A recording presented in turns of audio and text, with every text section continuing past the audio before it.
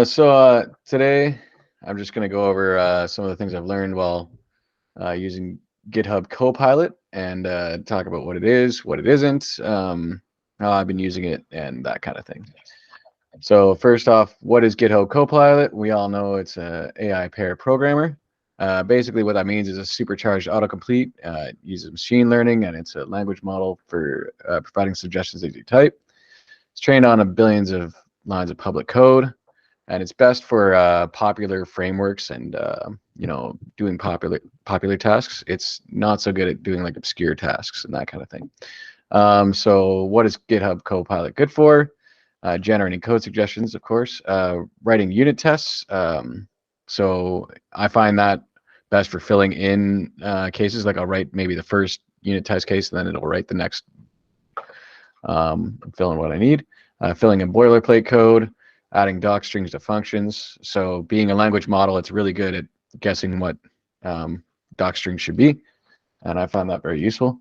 You can also ask questions about your code. So I don't know if you guys have tried this yet, but there's a GitHub Copilot chat, and that is great for like analyzing code or asking questions about code, or just even having a conversation with Copilot if you're bored.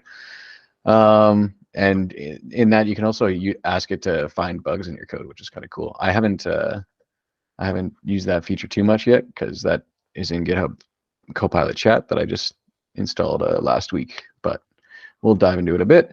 What is Copilot not good for? Writing entire functions for you. So Copilot excels at giving short answers, so it's best for stuff that's simple, specific, and short. Having it write a whole function or a whole class or a whole file, it's usually not great for that, unless it's like a boilerplate or a template that it's filling in. Reading your mind, Copilot can only work on what it knows, so meaning code that you've got open, and it does take into account other tabs that you have open, but I have found that it's mainly focused on the file that you're currently focused on. And compiling code. So Copilot is not a compiler, it's just a language model, so it's really just guessing what the next word is, or the next like characters are going to be, and it doesn't have a concept of like, will this compile or will this not compile, that kind of thing. It's not a compiler, so you need to review all the code that it gives you. Now I go into setup here and link to the GitHub Copilot extension. I think you guys have already done that, but it's available for VS Code and IntelliJ and any of the JetBrains IDEs. Pretty easy to set up. You just install the extension and enable it, and then you're good to go. And that will give you what they call the ghost text. So that's like the supercharged autocomplete code suggestions. And then there's also the GitHub Copilot chat extension, which if you haven't installed that yet, I recommend installing it. That's only in Visual Studio Code. It's not in the JetBrains IDEs yet. And so in this, you can use it to write questions about your code, write unit tests for you, that kind of thing. Yeah, and by the way, I did get GitHub Copilot to write a lot of this text as well, so it helped with that. It's good at writing doc strings. So yeah, I'll go into the two different extensions separately, and then we'll go into like some demos and just kind of play around with it a little bit. So GitHub Copilot, this has been around for a few months now. And yeah, this is just basically the supercharged autocomplete. So what it does is it shows suggestions in line as ghost text, and then you can just press tab to accept a suggestion, or escape to cancel a suggestion. And then you can also use You can also use keyboard shortcuts to cycle through suggestions, because it will generate a bunch of suggestions based on what you've typed, and then you can use Alt and the square brackets to cycle through suggestions. So yeah, and then you can also view all the suggestions by hitting Control Enter. So when you hit Control Enter, it'll actually synthesize a whole bunch of suggestions. So if my prompt, is writing a functional component in React that simply throws when mounted, then I hit Control Enter. It takes a little bit to synthesize the suggestions. Then it will, and then you can just pick a suggestion to accept, and then that writes in your code there. Yeah, so that's cool. And another thing I noted is nudging suggestions. I need to provide an example of that. But basically, when GitHub Copilot isn't finding the suggestion that you're looking for, it's possible that you just need to add a little more context or be more specific, or even just start writing the function, and then it'll kind of get back on track and know what you want to write there. So that's why I commented on nudging suggestions there. It's almost like having a conversation with it. You see the suggestions aren't what you're looking for, so then you provide a little more context or a little more specifics. All right. Okay. Any questions so far about Copilot? I think that's pretty straightforward. All right. So GitHub Copilot chat. So this is still in beta, but we're on the beta. And basically, this is like ChatGPT with GitHub Copilot. So with this extension, you can use the command prompt to actually type a question in, such as, what does this file do? And then GitHub Copilot will actually give the answer right there. You can also use the extension in the sidebar. Sorry, the noise in the background there, guys. I'm getting my Windows printed right now. Where is my... Okay, yeah. So you can also use, like you can write in the what is this file for, ask Copilot, and it'll generate a response. This file is a README, an introduction for GitHub Copilot, and what it's good for, what it's not good for, how to set it up. So, I mean, that's just a trivial example there, but then you can also use it in the sidebar and, have a whole conversation with it. So I asked it why unit test was failing, for example, and it said it's hard to say because I didn't know where this method was. And then I said where the method was, and it came back and gave me the answers for that. So GitHub Copilot chat is pretty cool. I'll go into that. So yeah, what you can do, you can ask questions, summarize code for you, as I showed.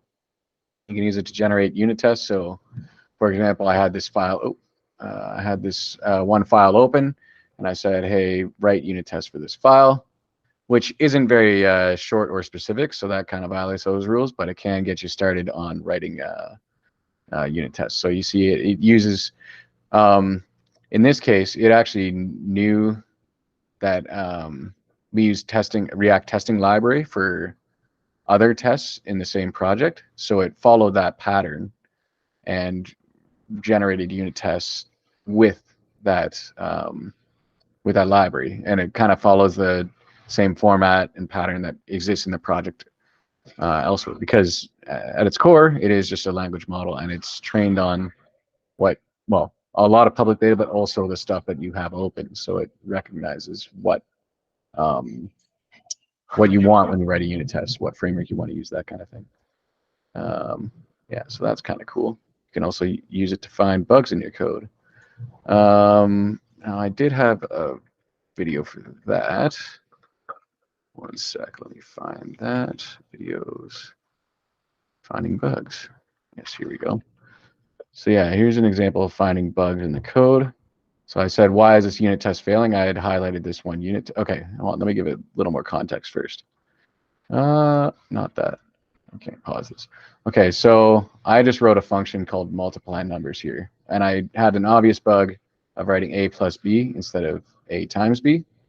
So that's pretty straightforward bug. And then I had it generate unit tests for me, and then I was saying, hey, why is this unit test failing? So I asked GitHub Copilot chat. I just highlighted this section of code and said, why is this unit test failing? And it says, yeah, I don't know unless I can see the multiply numbers function. Okay, cool. So then I told it to look at, why is this not playing now? Okay, yeah, check the multiply numbers function to see why it's failing. And it says, okay, where is it? And I tell it where it is. And then it says, oh, okay, that should be multiplying them together, not adding it together. And I was like, okay, so then I can copy that suggestion and fix that bug. So obviously it'll only work in fairly small cases, but it is still kind of neat that you can ask it questions about your code, and it can probably provide some insights. And for stuff like, regular expressions or Using a framework that you might not be too familiar with, that is still a popular framework, it can give you some help with that, and it should usually be pretty good. It's kind of like Googling, but you're asking your AI counterpart. Any questions about Copilot chat so far? No? Okay. So yeah, general tips. The one thing I mentioned there, simple, specific, and short. So Copilot works best. Copilot works best. Oh, okay. I gotta clean that up. Copilot works best when you're asking for something simple, specific, and short. If you're having trouble with its suggestions, try being more specific, simplifying instructions, or doing something shorter. So yeah, it's not going to make big architectural changes to your code or anything like that. It's not going to write whole classes, that kind of thing. But if you give it small, simple tasks, or if you fill in a function name with, actual like details of the function of what you want it to do, then you'll have better success at completing it. And so what do I mean by that? So let's say, let's make a new file here and call it foo.ts, and say we want to function join strings, okay? And we just have, okay, so string A and B, and it does, so this is the suggestion that it had here. It's just joining two different strings, right? But maybe I want to join them with a comma instead, and I want it to be any number of strings, right? So instead of that, I could say, write a comment, say, make a function that joins n number of strings with a comma and a space between them. Okay, see, so this is what I was talking about, nudging it. So right now it's kind of stuck in a loop, and it's give me comments and stuff. What I want instead is an actual function. So I write function, and then there you go. It's gonna do it. Boom. And see how it filled in the whole thing. It's even using the spread operator to take in the array, and that's kind of cool. So there you go. That's what I mean by keeping it short, simple, and specific, and also providing more context with it. Yeah, patterns and examples. So yeah, like I said, Copilot being a language model is great at recognizing patterns. If you're not getting what you want, try providing an example of what you want or a pattern that you want to follow. So going into that same kind of thing, if you want to say, write a function that gives me, someone shout an example here. The sum of all numbers? Sure, why not? Sum of all numbers. Regardless of what, though? Regardless of what? That's a good question. Of number of parameters. There you go. It filled that in. Yeah. Just go ahead. Do you have to start the comment with a write a function? Because if you leave it like that, it doesn't make a good comment. Can you just right? You probably start with a more formal, like JS doc style comment, as if you're just writing a JS doc for a function. Yeah, and you could also just do so functions sum of n of numbers. Yeah, there you go. Boom. And then you can write the JS doc numbers, and it doesn't give me a suggestion. Make a function that so on numbers. Yeah, there you go. I guess it doesn't need a suggestion there. It doesn't want to suggest anything. But that comment's still odd because it's make a function. That's not really the comment for the function. It would be, returns a sum of numbers or something like that. Yeah, right. So that's probably because it's following the format that I had earlier, right? Again, patterns, right? Yeah. So what you would write it instead, join. Oh yeah. So I'd start with something like this. Join all strings together with a comma, right? And then join with comma, return strings.join. There you go. So you could do something like that. And again, they are just suggestions. So at the end of the day, you do have to, review the code and make sure it's actually doing what you want and not just doing something completely random, which it will give you suggestions like that.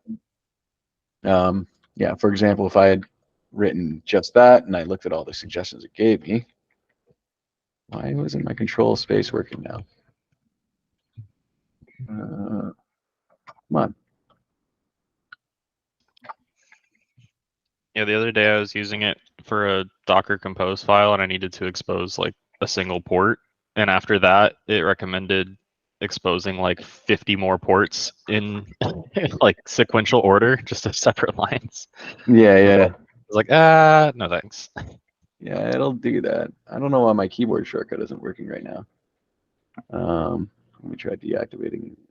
No, I don't want to disable it. I think it's this project, maybe. Let's see here.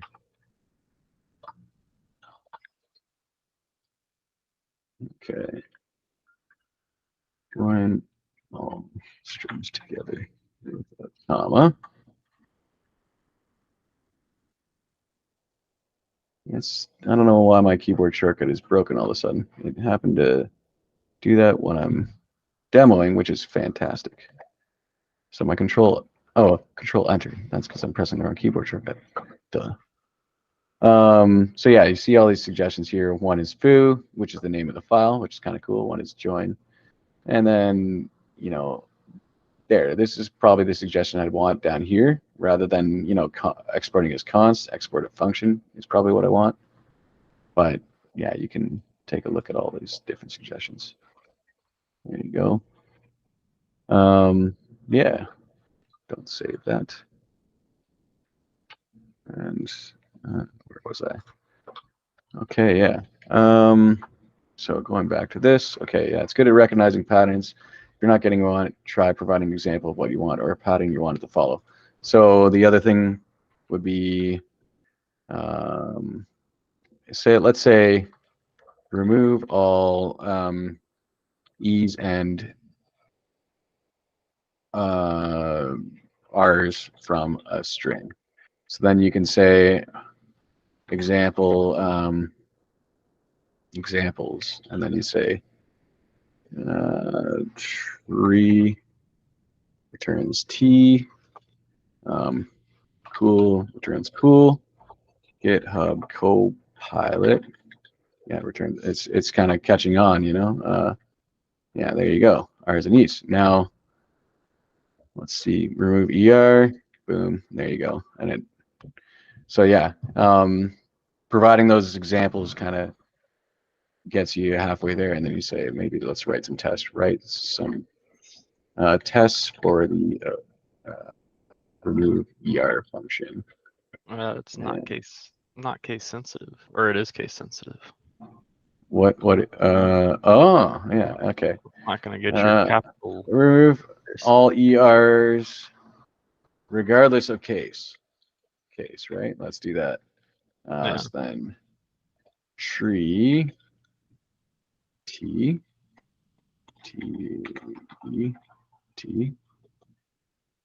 yeah, okay, we get the hint, we get the hint, and yeah, so you didn't remove all the E's there, right, in that example, so you got to be careful with stuff like that. Cool, let's try and regenerate the function again. Yeah, there you go, now it's case insensitive.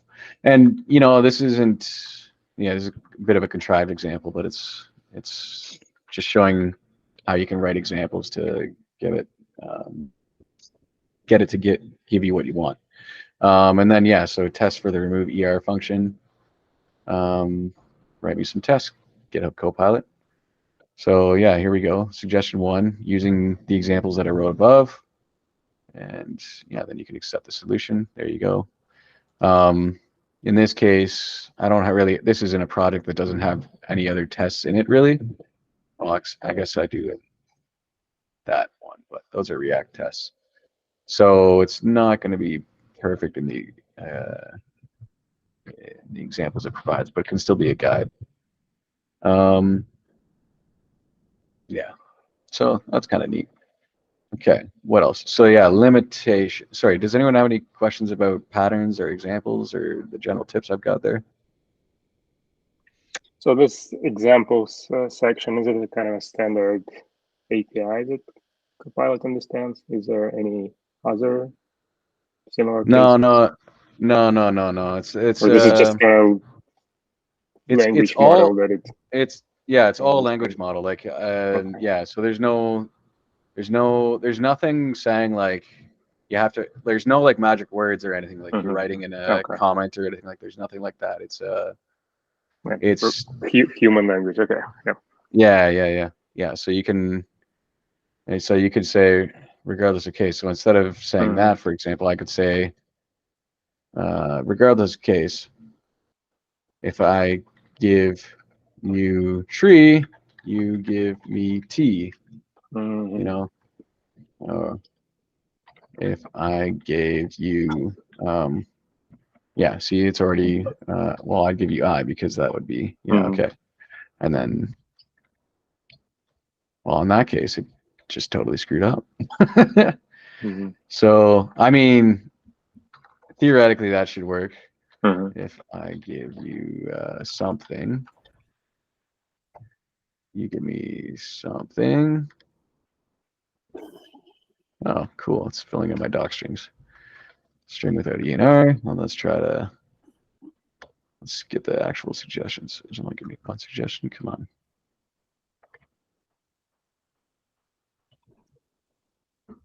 There we go. Yeah, okay. Yeah. Any other questions about patterns and examples? And yeah, the other thing to point out, it is non-deterministic. So you might get one suggestion now, and then later on, if you do type the exact same thing, you might get a different suggestion, or it might just be formatted different or something. So double quotes instead of single quotes. Yeah, is stuff it like that. Non-deterministic, or is it like you've given it different context? So like, you're not able to control that context. Yeah, I suspect that's actually what it is, and because there is so much context and like billions of factors or whatever involved, it won't result in the same thing. But in the videos when they talk about it and like in the docs and stuff, they do mention non-deterministic. So that's why I said non-deterministic. But I do suspect that it's non-deterministic because the inputs are so many and often varying. Like if you did a clean install VS Code with no other context and installed just the plugin and started the exact same prompt, maybe you'd get the same thing. But yeah, maybe. Who knows what context they're pulling in though. Either way, I wouldn't rely on it being deterministic. Yeah. Well, it also could be a factor if it's learning from code bases. Is the model changing constantly based on new input? So there could be inputs outside of your own code base that are affecting it. Yep, absolutely. Yeah, I saw it give a README like suggestion that was definitely pulled from another code base because I was talking about Jest, and it suggested like whenever you add a new project, you need to add the config to package.json. Like, and it's like we don't do that, but that is a valid way to configure Jest that other people do. Right. Yeah, exactly. It will. I mean, it's trained on billions of public projects or whatever, and who knows what else it's trained on. So it's got a ton of input, and yeah, the craziest thing about it to me is that it doesn't have like a compiler or anything. It doesn't like know the syntax of Python or Java or anything like that. It doesn't have that inherently programmed into it. It just is a language model that reads all those projects and kind of determines, oh well, they're asking for this, that's what they want. When it gave me that suggestion, I think it also said like C packages / components / package.json for an example as like part of the suggestion. I was like, okay, so it understands our file structure, or it got really lucky, but I think it understood the file structure there. Yeah, and speaking of that, so when I was writing this README, for example, I used it to fill in a lot of suggestions as well. And just a little while ago, I was putting in these links like to references. So I wrote, the title first, how GitHub Copilot is getting better at understanding your code. And it gave me a suggestion. But yeah, see, look at the date. It's 2021-05-17. It looks like it's almost the right suggestion, but that was 2 years ago, right? There was no way there was a blog post about it then. And it's just suggesting the wrong link, but it looks right. You know what I mean? So you need to, so this link works, but obviously that link is going to be, yeah, we haven't written that blog post yet. They haven't written it yet. So maybe Copilot knows something that I don't know. Maybe they're on a different temporal plane. But yeah, you just, for specific stuff like that, you do obviously need to verify it. So yeah, that kind of dovetails into limitations. So that's one of the limitations. Copilot can make mistakes. It is possible for it to generate code that may look correct, but is actually incorrect. It's important to review the code that Copilot generates, make sure it's doing what you expect it to do.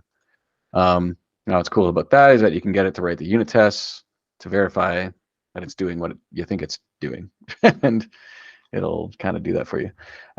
Copilot is not a replacement for a human programmer. It's just another tool in the box. It'll help you code faster, and it's not perfect. It's also not a replacement for writing unit tests. It can help you generate unit tests, but you still need to actually verify the unit tests. And I'm pretty sure I got Copilot to write that bullet point. And yeah, Copilot chat can only answer questions about code that it has seen before. So if you ask code about a question that it hasn't seen, it won't be able to answer questions about it, obviously. And it probably can't identify like large architectural issues and that kind of thing. Yeah, has anyone else tried out Copilot chat yet? Or just Copilot? So I installed the extension, but it's not showing up anywhere. And in the README, it says I need to be on the list of something like beta test list or something. Yeah, I just submitted that. No. Our Deephaven org should be on, like, you should already be on the beta as part of the Deephaven organization. I think so. I'm having the same issue as Flat. All right, I'll check. Yeah, so I installed it, restarted VS Code, but it's still not showing up, and the Command Shift P menu also doesn't have anything. Works okay for me. Yeah, I had to sign in to it, but yeah, through have you guys chat specifically? Because I'm like through the GitHub Copilot. Well, the Copilot sign in. Yeah, I did that when I. Oh, you mean but for chat? Okay. Yeah. I haven't tried that.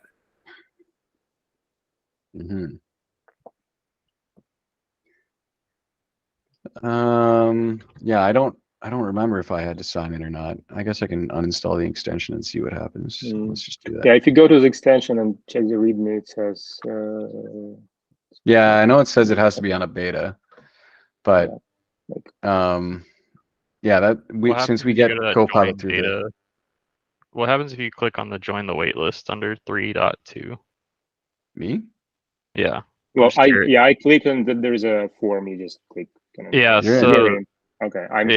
So it isn't organization wide, I guess, because mine says join the waitlist for Copilot chat.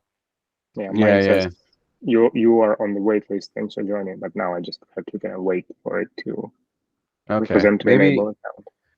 Maybe I applied to be on the wait list before we added it for a Deephaven, and so my account got added, but Deephaven as a whole hasn't. I'll have to check the settings on the organization.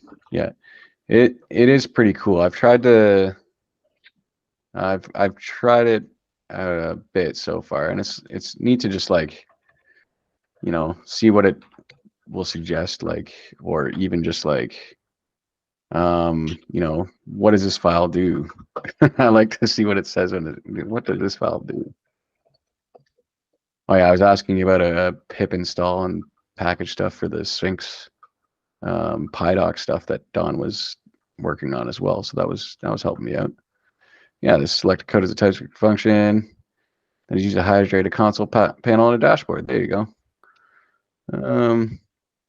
Yeah, and it kind of throws in. It just basically rewords the code as English, So it gives you a high-level summary of it, which could be useful if you know, your eyes glaze over when you look at a file. So like data bar cell render. Let's say what does this code do? What's this code do? What does this code do? Yeah, rendering the content of a single cell and a grid. Yeah. So yeah, so it checks that the grid model is a data bar grid model, and then it calculates the width of the data bar, position of the data bar, position of the markers to be rendered in the data bar, and finally it renders the data bar and any markers using those methods. So it's pretty impressive the like kind of breakdown this can give you. You know, and maybe that's easier to, you know, grok out than just reading it yourself, right? So yeah, especially with stuff like regular expressions. I mean, let's see what happens when we do that. We have a whole bunch of regexes in here that are pretty nasty, right?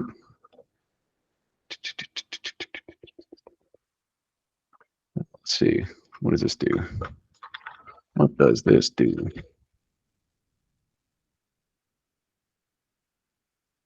Yeah, this is a regular expression uses matched numeric strings. A regular expression by one or more digits, optionally. So like breaking down a regex like that is pretty neat.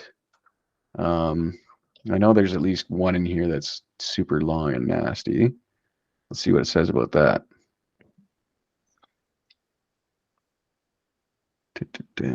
Yeah, this one. Yeah, tell me what this does. Yeah. Yeah, look at that. Following components of the string, which is the first capture group. So it's a optional comparison operator, an optional minus sign, numeric value, a special value, null, and then it breaks it down to the different values, and any remaining text which is captured in the fifth regular expression. Yeah, overall, this regular expression can be used to parse and extract information from a string that represents a table cell value, including numeric values, special values, and comparison operation. So it's kind of neat how it represents a table cell value, how it kind of picks that up from the context. Like I was only highlighting this, but because I have all these other files open and this file open, it's getting that from the context. Yeah, so I hope I can get that enabled for you soon. Yeah. So I was gonna say it looks like it missed. I think that the string can also start with white space or something, but it got the bulk yeah, of the bulk of it, right? yeah, and that's one of the limitations. You know, it can be wrong, it will be wrong, and it can give you. It's confident in its answers. You know, it doesn't say I think this is what it does. I'm not 100% sure. You know, it tells yeah, this is what it does, and then you're like, well, you're full of crap. But you were saying it was getting context from the other pages. Does it have to be like open within your window for it to get context, or does it already like it's getting it from your whole like folder? I guess like you don't have to, you don't have to open it. I think you have to have the tab open. Oh, okay. Or at least it weights more, like it applies more weight to files that are open. So if you have it open in another tab, that's best. And likewise, you know, try not to have thousands of tabs open. You know, only have tabs open for the stuff that you're actually like currently working on, and that will provide better suggestions then. Yeah, because it'll be weighted more to the stuff that you're actually working on. Yeah. Any other questions about that? All right. Does anybody else have any tips or tricks that they've or experiences from using it? Mine so far was just kind of a code completion on steroids. That's all. Like I haven't used it to write full functions or unit tests yet. Yeah, but now I will. Now I will try. Yeah. Yeah, and it was just adding occasional, you know, like defining a type in TypeScript and adding or no at the end. That kind of like small things. Right. Let me see here. I've written some. Where have I used it in my code lately? So admins to view script queries they can't edit. I don't think I used it anywhere here. Well, not anywhere significant. I'm trying to find cases where I wrote unit tests and stuff.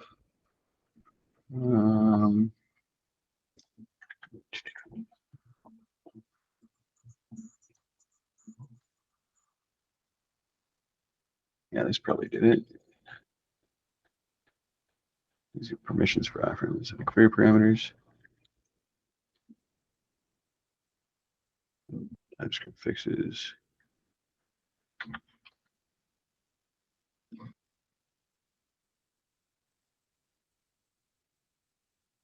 Yeah, use it now as authentication. Okay. Okay. So let's see. Files changed. No, I didn't have testing this one. That's not it.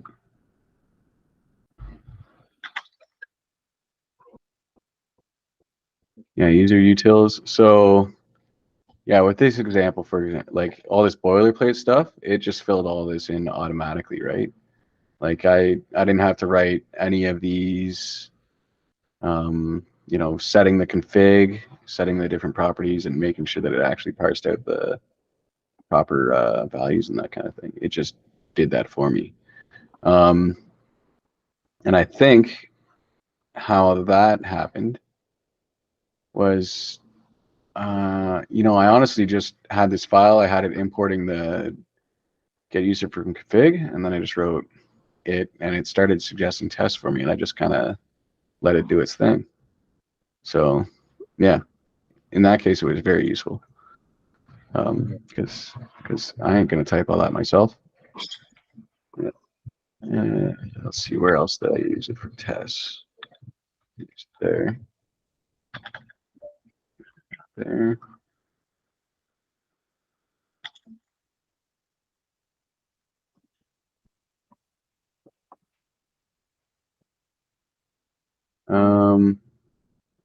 Yeah, with some of these tests with rewriting it, yeah, I used it as well. I don't remember exactly how I did, but you know, it just suggested, and it's kind of like, oh, sweet, thank you, thank you for writing that for me. Yeah. Anything else I can share, or any other questions? Okay. All right. Yeah, I'll post that. I'll post this to the Lunch and Learn repo. I've got to clean up the finding bugs example and just a couple typos, and then I'll post that, and I'll post the video as well. And Nice. that's it. Yeah. Cool. And yeah, I'll get Devin to check into why if the Copilot beta just isn't enabled for the organization, or what the deal is. But if you all want to join the the wait list in the meantime, yeah, do that, because Copilot chat looks really cool. And I think where it's going to go from here, like right now, it's just giving suggestions in the chat, right? You know, but I think in the future, what's going to happen is you're going to be able to like tell it to do stuff, and it's going to just be able to do stuff in your editor, like change your code in a whole bunch of different places or something like that. You know, who knows how long that'll be, but I can see that being pretty awesome coming down the road. All right. And I'll post that soon. Cheers. Cool. Yeah. Oh, stop presenting. Stop recording. Stop recording. Stop recording. There we go.